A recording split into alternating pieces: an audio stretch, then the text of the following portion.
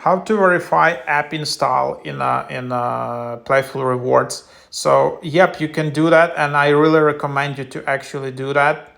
So here you can see play and earn, and then you are redirected to this website. I don't know how. So yeah, you can just see that it's tracking you by user ID, and then you see here my apps.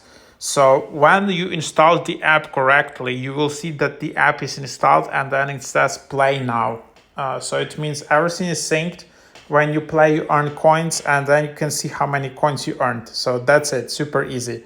But when you did a mistake, you will see that we can't reward you for this app. So that's why you then either you didn't install it, either you deleted the app, either you didn't enable tracking, all of these things, then it's just not gonna work.